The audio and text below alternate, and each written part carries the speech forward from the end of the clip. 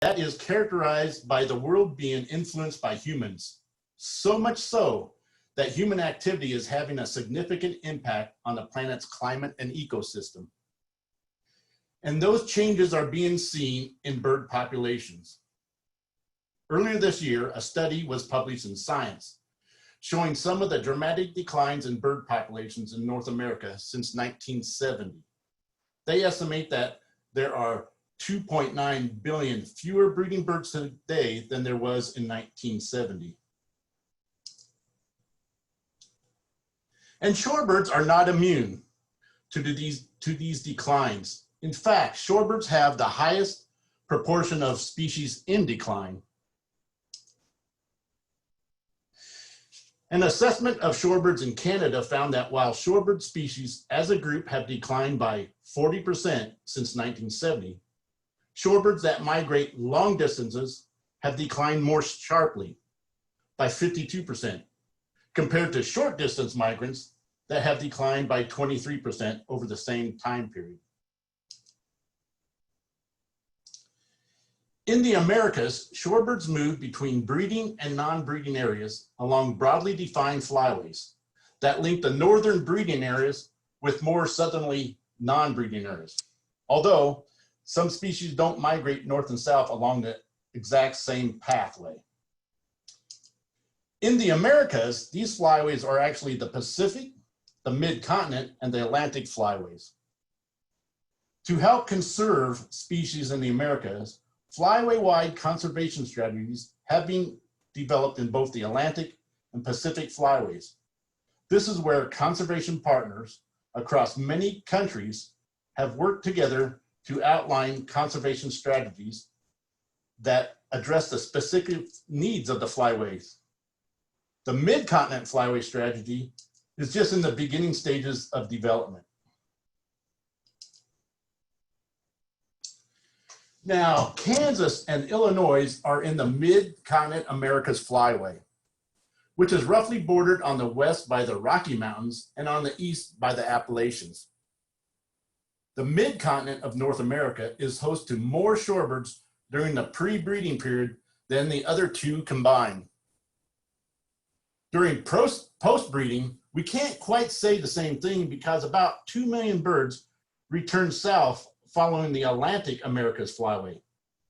But no matter how you look at it, the Midcontinent is extremely important to shorebirds. Now, most people think that shorebirds are just passing through this region. But the fact is that 41% of the 45 species in the region actually nest here.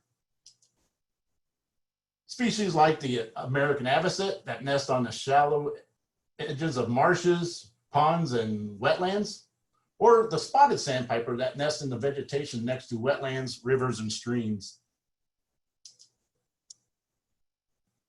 Also, while many species that use the Midcontinent of North America do migrate long distances to spend their winters in southern South America and breed in the Arctic, a fair number of shorebirds in the flyway are short distance migrants, like the killdeer, that may not even leave here, Kansas, in the winter, or at least it moves just down into Oklahoma.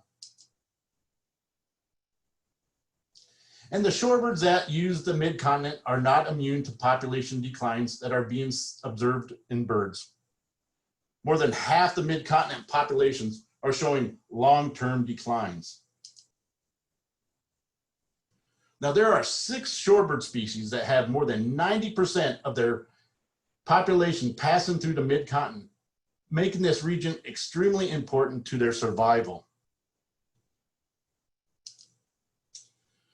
While nearly the entire population of buff-breasted sandpipers passes through the Midcontinent region, it is highly likely that the majority of these are passing through Kansas specifically. And the entire population of Hudsonian godwits are passing through the Midcontinent during spring migration. It is highly likely that all of these are passing through Kansas and stopping at places like Cheyenne Bottoms and Quivira. Even when we take it down to the 70 to 90% level, we see a large number of shorebirds passing through the Midcontinent. And all of these species occur in large numbers here in Kansas, and in the case of the American golden plover, in the farm fields of Illinois and Indiana. With nearly 30% of the global population of American golden plovers going right through the Flint Hills during spring migration, and 40% of the global population of long-billed dowitchers, and 70% of Baird sandpipers passing through places like Cheyenne Bottoms and Quivira. Now, the Western Hemispheric Shorebird Reserve Network is a conservation strategy for shorebirds in the Americas. These 107 sites in 17 countries are today part of the Western Hemispheric Shorebird Reserve Network, meaning that they are very important to shorebirds because they host large numbers of shorebirds or a significant portion of a certain population of shorebird species. These are also places where communities and agencies have made commitments to conserve the species that use these sites. The Western Hemispheric Shorebird Reserve Network is made up of 422 different partners. Because of the clear importance of the Flint Hills, Cheyenne Bottoms, and Quivira to multiple shorebird species, there was 3.7 million acres within the larger Flint Hills landscape that was designated as a landscape of hemispheric importance to shorebirds. Whereas Cheyenne Bottoms is a site of hemispheric importance, and Quivira is a site of regional importance, but it really should be upgraded to international importance. While these shorebird numbers seem to be impressive, they are but a fraction of what they once were. Indeed, the grasslands that these shorebirds and many other wildlife species rely on are also but a fraction of what they once were. A vast prairie ecosystem once dominated the mid-continental landscape, stretching from southern Canada down into Texas. The tall grass prairie, seen here in light green, has been reduced to just 4% of the original acreage. The Flint Hills, consisting of 6.3 million acres in Kansas and Oklahoma, is a stronghold for this important habitat.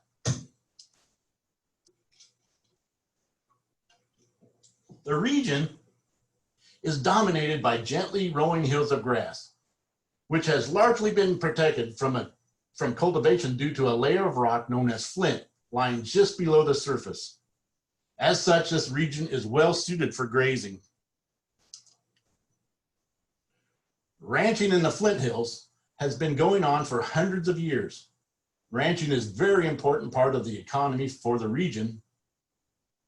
With 98% of the Flint Hills under private ownership and most of that in ranches, ranchers are key to conserving the Flint Hills. A common grassland management practice in the Flint Hills is annual spring burning.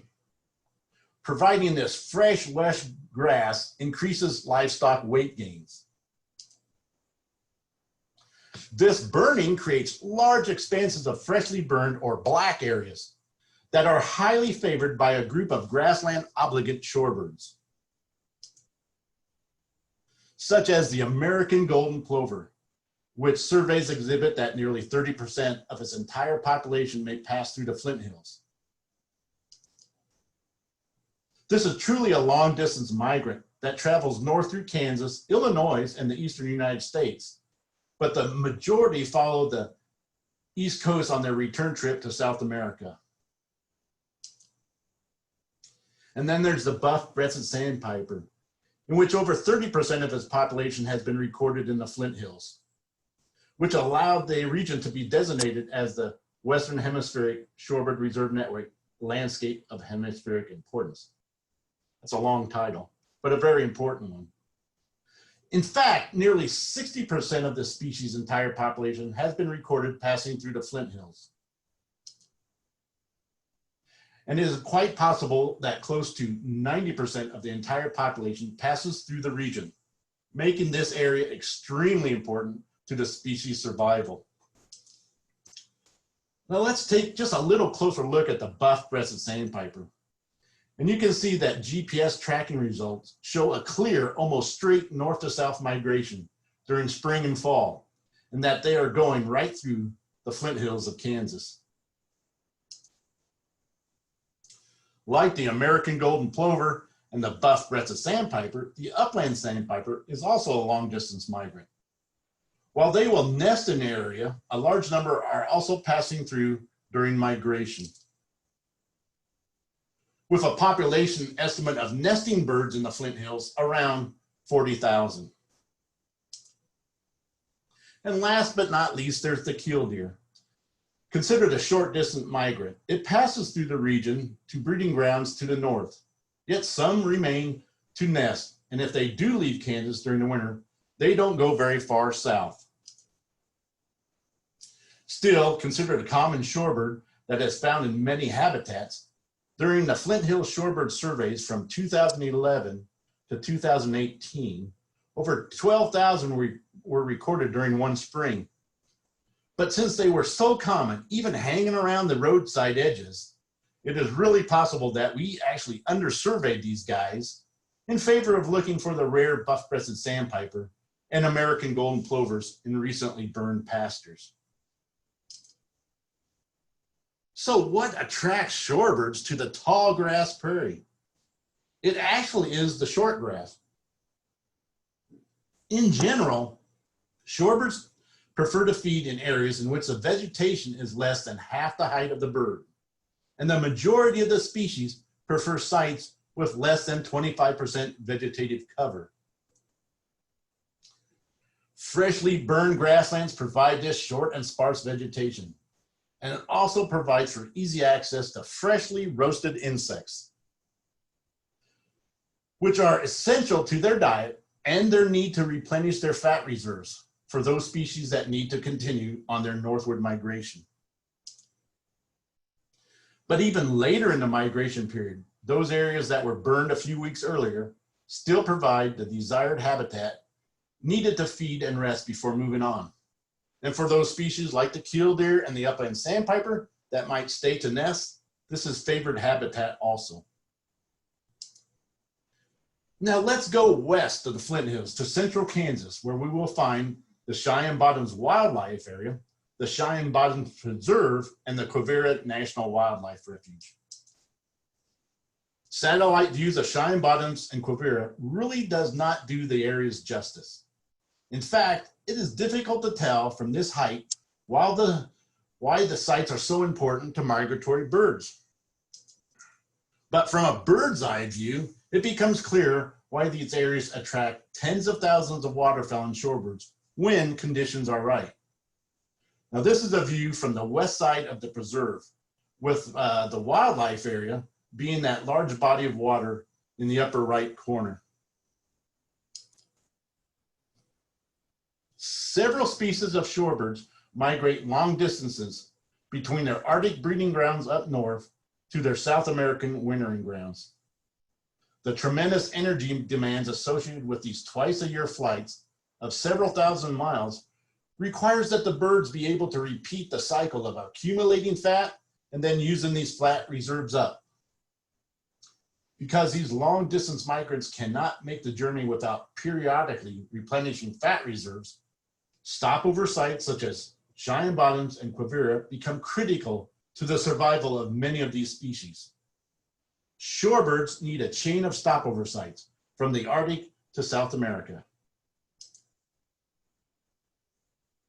Threats to shorebirds have become more diverse and widespread in recent decades and pose serious conservation challenges. Unregulated hunting, predators, human disturbance, habitat loss, and climate change threaten these birds' survival. Migrants passing through the interior are affected by unpredictable weather patterns and a wetland landscape in flux, which creates ephemeral wetlands and less dependable food supplies when you compare ourselves to the coastal areas.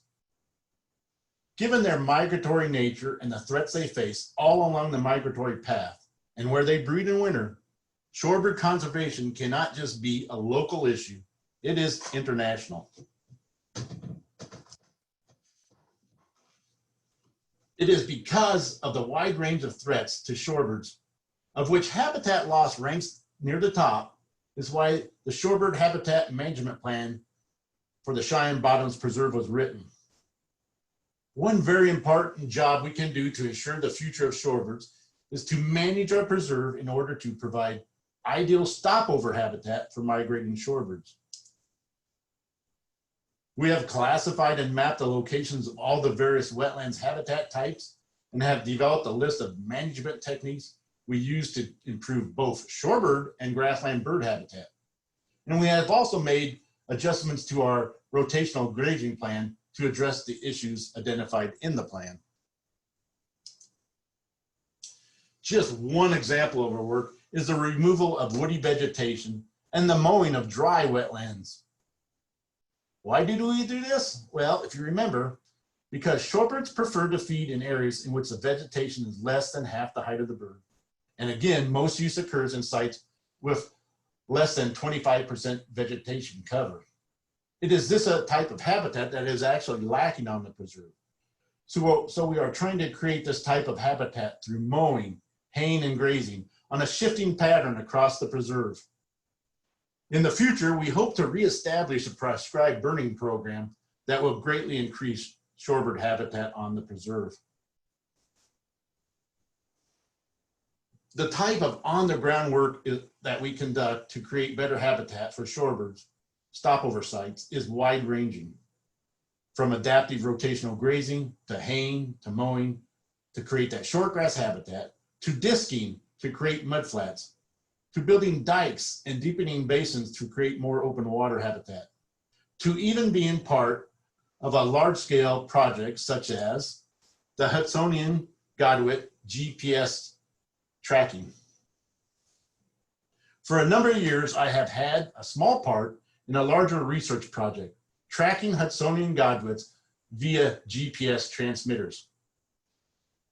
You can see that the northward migration passes right through the central portion of the United States. In fact, almost entirely through Kansas, whereas the southward migration follows the Atlantic coast or even out over the ocean. So yes, Rena, we do have Hudsonian Godwits here. If we look at one individual bird that was fitted with a transmitter off the coast of Chile 2 years ago, we can see that it flew nonstop from Chile to Cheyenne Bottoms in 6 days, a distance of nearly 7,000 miles. It spent 4 days feeding and resting at Cheyenne Bottoms. Then it flew up to the South Dakota, North Dakota border for a day, and then on up to Alaska. Now this spring, we had another individual that flew from Chile to northern Texas nonstop. And then another flight up to Ellsworth, Kansas, which is located just north and east of Cheyenne Bottoms. You can see in that upper right photo that it bounced around in that area for a few days, and then it finally backtracked back down to Cheyenne Bottoms. She was newly tagged this January, so we had not seen her migrate before. But we have to wonder if she had visited Cheyenne Bottoms during a previous migration and was somehow looking for it when she turned around. Even so, she only spent 1 day at Cheyenne Bottoms before continuing her northward migration. Here at Cheyenne Bottoms, we will be installing 2 wildlife tracking towers this summer, thus creating an electric fence that would pick up any birds that have been fitted with nano tags by either researchers up to our north or to our south. In fact, nano tags can and have been placed on butterflies and dragonflies. We will be able to refine the estimated shorebird length of stay. Length of stay is a critical piece of information for interpreting counts at migration stopover sites. Establishing baseline lengths of stay at important stopover sites such as Cheyenne Bottoms is critical information. The Nature Conservancy has made the commitment to protect Cheyenne Bottoms and the Flint Hills because of their importance to shorebirds and other wildlife. However, if we do not work on shorebird conservation along the entire Western Hemisphere, any efforts to manage the preserve as a prime stopover site for shorebirds will be a waste of time and energy. From stopover habitat to breeding grounds to wintering grounds, to be truly effective, such an approach must coordinate research, conservation, and management efforts of many groups across multiple political boundaries, and where possible, consolidate resources. Shorebird conservation is truly an international issue. Now let's move from shorebird conservation to just birding for the pure joy of it.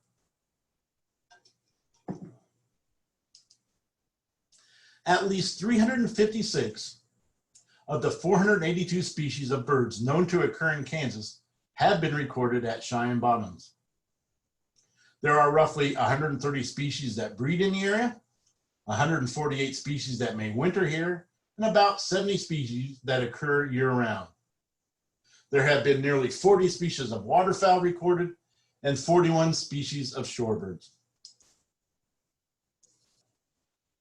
Avian population surveys have been conducted for many years. If you include the Christmas bird count, we have survey data back to 1958. So we have plenty of really good idea of bird populations and the period of occurrence on the area. Now, I often get asked, when is the best time to visit Cheyenne Bottoms for shorebird viewing? Now, in very general terms, I say from mid-April to mid-May, because in mid-April, we can still have lots of waterfowl in the area.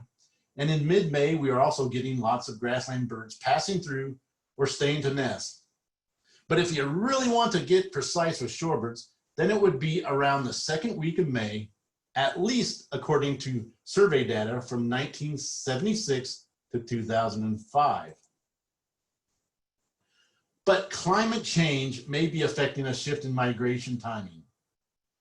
Recent data from 2006 to 2019 may be exhibiting peak migration of shorebirds arriving at least a week earlier. And this actually follows the trend seen on a hemispheric level. So when we have good moisture, which means good water levels at Quivira and Cheyenne Bottoms, we can have tens of thousands of migratory birds passing through, with a peak for shorebirds around the 1st of May. Now with Cheyenne Bottoms and Quivira just about 25 miles apart as the bird flies, you would think that they would be very similar in habitat and bird use. In some ways this is true, but Quivira is a salt marsh and Cheyenne Bottoms is a fresh water. The Kansas Department of Wildlife Parks and Tourism manages their portion of the bottoms very intensively, with draining and filling of the various pools, disking and burning cattails to maintain open water, and other practices to make it a prime stopover site for waterfowl, especially those migrating south, and thus a top destination for hunters. Plus, the bottoms is dependent on water coming from the streams that are dry most of the time except during rainy period. Even though Quivira also has water control capabilities, there is much less water management, and as such, in my opinion, a little more natural looking than Cheyenne Bottoms. Species can also be a little different from year to year. Where Quivira usually has better shorebird numbers and easier viewing, again, this is in my opinion, but since we are in the Great Plains, and as such, wetlands can be in flux, one area may have perfect conditions and lots of birds, and just 25 miles away, the other area, little to nothing. We truly can have a boom or bust year during spring migration. But in a good year, it isn't that difficult to rack up 125 to 150 species in a weekend between the two areas. So shorebird visitation at these two wetlands is not only a reflection of their populations, but also a result of the habitat, which is directly connected to the amount of precipitation we have received prior to migration. So it is always a good idea to check with the local conditions before you plan a trip to the areas, especially if you're planning a trip from Illinois to Kansas. Having said all that, our weather can change at a drop of a feather. It is not that unusual to get 2 to 3 inches of rain in a single night, or up to 5 inches, even 9 inches in a single night. So we can go from this to this in a single day. And it's amazing how quickly the birds will respond.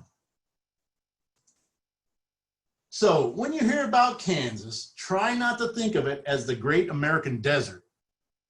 Although I must admit, it can seem like that some days in the summer. But during the spring and fall, it can also be a place of beauty and a migratory bird paradise. So I will end that with any, hopefully there's some questions.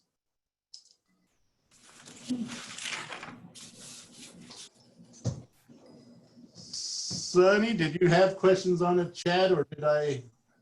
No, so.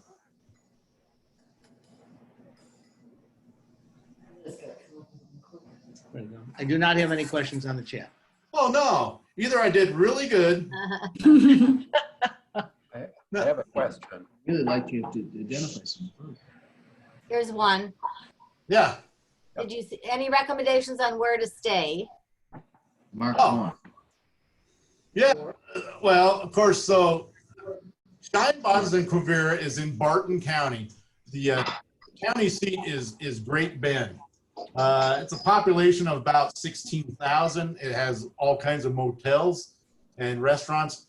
But now this is just a terrible plug. There is a historic Wolf Hotel in Ellenwood, Kansas, is what I live outside of, where it works. And I am not lying to you. It's a bed and breakfast, but it has the nicest in the county for sure. So Great Bend and the historic Wolf What's the name of it? Right down. is the places to stay. What was the name of the historic inn? Say it again. The historic Wolf. Wolfen. Okay. Wolf, like, like the canine wolf. All right. We have a question about. Can you speak more about the salt marsh? Yeah, so it's surprising that Cheyenne Bottoms is freshwater, where Quivira is a salt marsh, and the reason is because of the groundwater is very high in Stafford County. We're divided by the well, it depends on what part of the state you are. We call it the Arkansas River. Some people call it the Arkansas River. We're divided by that. So Quivira is salt, high water table, and it's sandy down in that country. So for example, you'll see more snowy plovers and usually more black-necked stilts. And they have what is called a wildlife drive, which is a loop through the refuge, which is absolutely fantastic to drive through and see bird species on both sides of you. Okay. You have a question. Peak numbers in autumn. This is different, because shorebirds are moving in large numbers to get up to the Arctic breeding grounds as soon as they can, because they got some really important business. And so fall migration is, they're more spread out. Typically, all that habitat work that we were talking about from both the Wildlife and Parks and Nature Conservancy, that has grown up by July. And so there's not quite as good as habitat available for stopover sites. And quite honestly, except for this year, July and August, it can be dry. These basins could be dry. I say that because about every other day we've had rain every morning. So that's different. The follow-up question there was, I'm sorry, when was the peak migration also in the fall? Peak migration, there really isn't one because it's more protracted. They take more time. But believe it or not, some of the first birds that were going up to the Arctic are coming through here in early July, and August is actually probably the peak for those species. We are actually doing a fall bird in the Flint Hills for the buff-breasted sandpipers, and that's targeted in August because that's, according to our tracking data, that's when they're coming through. So, after halfway through July into August, first part of September, then it really slows down. Okay, I'm just going through the chat questions. You mentioned something about the disking of the fields to prepare them for birds. Could you describe that more? Sure. So what I'm really doing is we have what are called ephemeral or seasonal wetlands. These are ephemeral means that after a rain, they'll hold water for, a few days to a few weeks. And so the seasonal ones might last for a couple months. These typically dry up in the summer, and then they vegetate. Lots of vegetation comes in. So again, with the shorebirds liking short vegetation and sparse vegetation, we go in there and lightly disc these up to set that vegetation back, with the hopes that we get rain in the spring or in the winter to fill these back with water. So that along with the selective mowing of uplands that contain a lot of these wetlands is what we're all trying to do to create that short and sparse grass habitat. Okay. Next question was, how many acres are each site and are there trails to hike? You did mention the wildlife drive at Quivira. Yeah, okay. So Cheyenne Bottoms is roughly the wildlife Department of Wildlife Parks and Tourism is just under 20,000 acres. The Nature Conservancy owns just a little over 8,000 acres. This area is actually well suited driving for wildlife viewing. It's bisected by township roads or wildlife area roads. So there is actually no designated trails, but you see people walking and biking along these roads. There is a great facility called the Kansas Wetlands Education Center that does have a nature trail. And it's always probably, in my opinion, the very first place to stop before you come on to Cheyenne Bottoms, because they will have updated list of recently seen birds and things like that.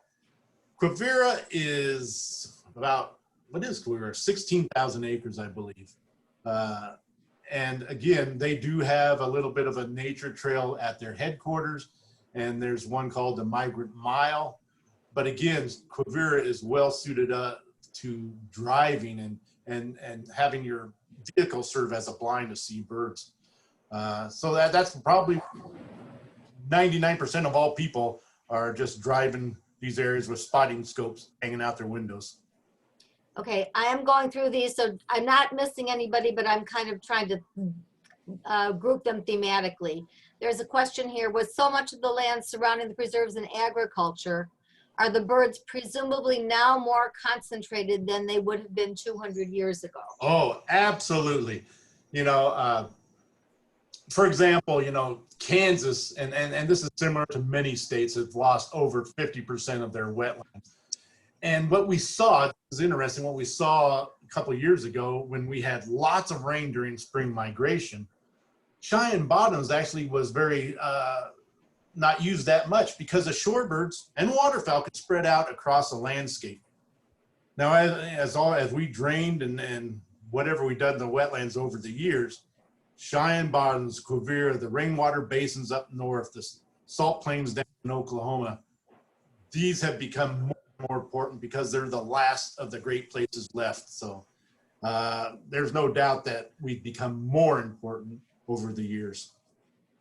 Okay, we've gotten two questions asking about the rarest, most unusual, or favorite bird you've seen. Yeah. Especially things that you didn't expect to see. Okay, it was just 2 years ago, I thought maybe even longer than that. I was just driving along in what's called the Cheyenne Bottoms Preserve, which is owned by the Nature Conservancy, who I work for. And we have a road that runs right along the marsh. And it was a rainy day, and I stopped and looked off the side, and there was a little bird there. Looked like a least sandpiper. Thought it was, but I took a picture of it. And when I got home, I started looking at it and says, no, this isn't a least sandpiper. It was actually a little stint, which is from, Europe. And so that was probably the rarest one. My favorite, well, I hate to say this, but my favorite is really depending on what bird I'm happen to be looking at the time. But this bird here right now, this is the buff-breasted sandpiper. It's a bird of high conservation concern. There's only 56,000 left in the world, And since they're passing through the Flint Hills, a Western Hemispheric Shorebird Reserve Network site, a site that I have some management control with shorebirds, this is one of my favorite species. You know, and this he's raising his wing because that's actually a display trying to attract females, because this is like a prairie chicken. It displays in leks. So I think he has to be one of mine, because here in Kansas, we have great potential to help in the long-term conservation of this species. Okay, before I ask the next question, there's on the chat, somebody says there's extraneous noise.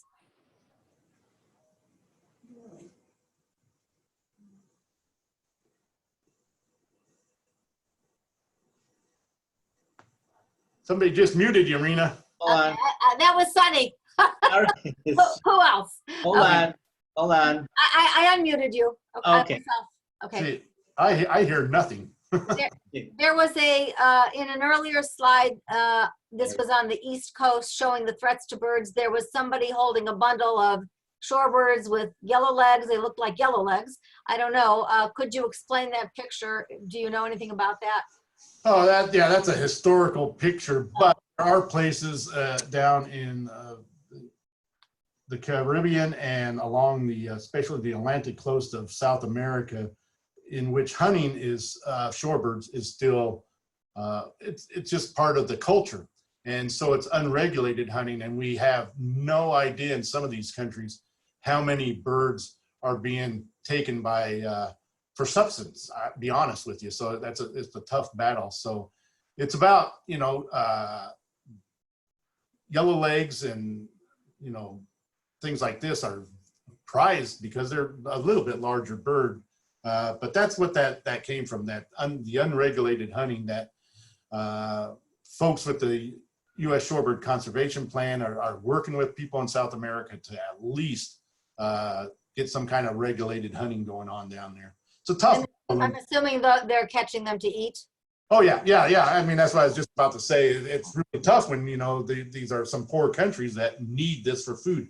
But there are also some hunting clubs down in the Bahamas and things like that are just doing it just for the fun of it. Right. Okay, we'll do a couple more. There's a question, what's being done in your area to bring awareness of the importance of conservation? Well, there's a lot of things going on. The recently formed the Flint Hills Shorebird Conservation Initiative, we are doing lots of outreach projects through a partnership with an organization called Monument. So we put out a number of articles. We've been doing webinars, for example, to just try to get the word out. Because in Kansas, I mean, let's say 5 years ago, people didn't even realize how important Kansas was to conservation. I think that is changing because of not only people, folks like the Nature Conservancy and Monument, and now also the Kansas Wetlands Education Center that I mentioned. We talk about this a lot, and we're always looking for opportunities to do outreach. So the landscape is changing. At least people, like I say, a few years ago, never even thought about the Flint Hills and it's important to shorebirds, and that's changing. And being designated as a Western Hemispheric Shorebird Reserve Network is huge, for Kansas. Okay. I have one question before, at the end, I think some people requested your email address, if you would share it in case there are follow-up questions. But I have a question. There was a couple of photos in the grassland section. Yeah. Were all those the same species, and what was it? I think a lot of people here, shorebirds are notoriously difficult to identify. So a lot of people would like to know what they're looking at. So there was I know what your picture you're talking about, the ones where when I talk about short grass habitat, there's a bunch of birds all look the same there. And then those are actually American golden plovers. Yeah, that's what. In their non-breeding plumage. It's really cool because early in the season here, they'll start passing through here they'll start in end of March. Their peak is right around April 20th. And so first they're going through their non-breeding plumage, and then by the end of the season, migration season, they're in their full breeding plumage. So, you know, to me, you want to talk about one of the most beautiful birds, it would be the American golden plover. So those are the species, that and the buff-breasted sandpipers, that will come through in pretty big numbers in those freshly burned grasslands. Yeah, what a sight. I know some of us have seen large, the very first time Sonny and I saw American golden plovers, it was a large field of American golden plovers, and there were like 4 buff-breasted sandpipers somewhere, but we didn't know what we were looking at.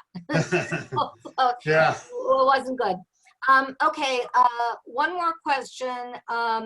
Somebody asked, well, I'm sorry, a couple more, and then we got to close because I know people will be ready to go. But are there other good birding areas nearby was one of the questions.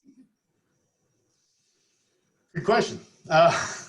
If you're talking about shorebirds, and that's what my specialty is, these Quivira and Cheyenne Bottoms are the 2 best places in the state of Kansas. Right. But it's different habitat on the eastern part of Kansas, and we have a lot of woodlands. So the Shimmerhorn Park down in the very southeast corner of Kansas, that is a beautiful wooded area with a wonderful stream going through there. If you want to go, you know, hit warbler season, that is the best place to go. And then way out west into the Cimarron National Grasslands, you're going to see lesser prairie chickens, and if you're lucky, mountain plovers during migration. So Kansas, you know, you good folks in Illinois, Kansas ain't a bad place to come bird. There's all kind of places, but those are, you know, shorebirds I just talked about. I wasn't lying to you. Those were the 3 best places. There was a note just now, someone who lives in Kansas City said Baker Wetlands is pretty good. Yeah. Yeah, Baker Wetlands, I've been working with them on trying to incorporate the International Shorebird Survey. That is a great place for wetland birds and species, but even they say as far as shorebirds, it's not quite as good as the other places. But yeah, Baker Wetlands, yeah. One more question, then I'm going to ask for your email, and thank you. There's a question that's a good question. Did buffalo keep the grassland short before ranchers? Yes. Yeah, exactly. They did. The answer. Well, you know, and so one of the studies we are doing in the Flint Hills is we are going to start monitoring buffalo wallers. You know, where they get in those holes and they, you know, dusting themselves, because during the spring they hold water. So shorebirds probably, you know, keyed in on these spots. But the one thing we're doing with our grazing plan is to emulate what bison might have done. Come in, you know, and at the end of the season, we really keep the cattle in for a pasture for a long period to really take that vegetation down short, you know, and sparse again. So in wetlands, yeah, bison were a key to creating that habitat that shorebirds like. But also fire is a big issue, was back then.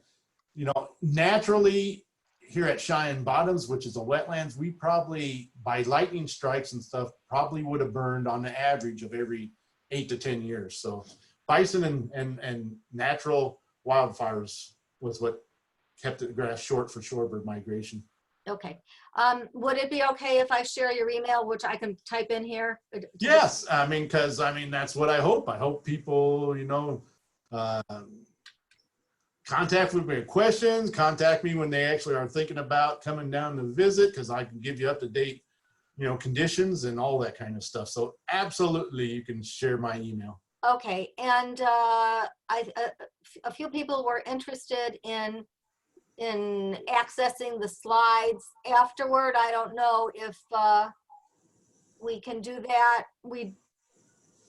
Some people missed the beginning of the program.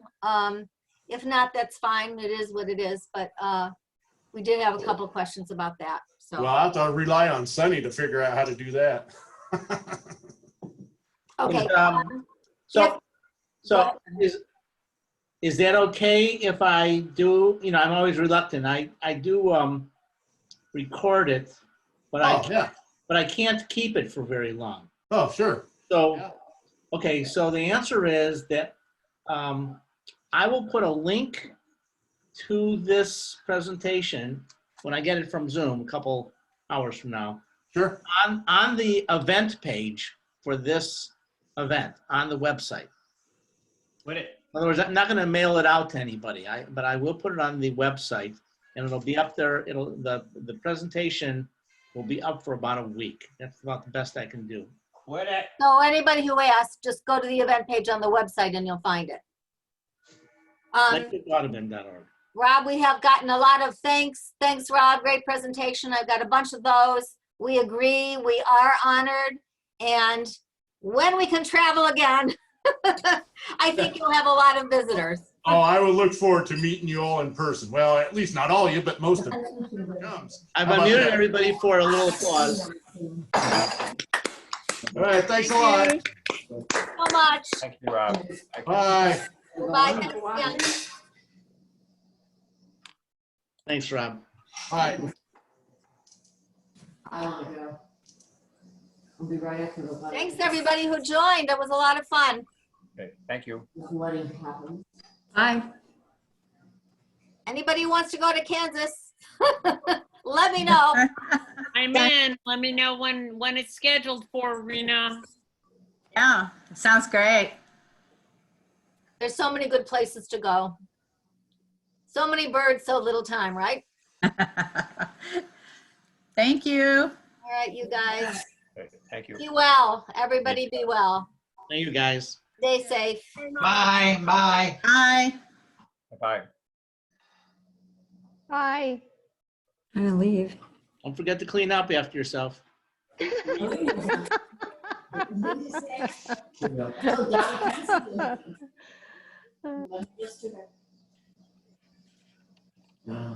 had to skate.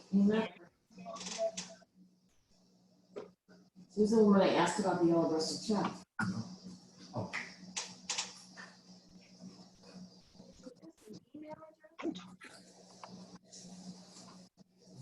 Well, I'm going to sign off. So bye, everybody. Bye-bye. Thank you. Lovely to see you. Thanks for joining. Can you sign this up? See you guys. I'm gonna end the meeting now. Usually just turns it off. Well, but I'm gonna kill it right now.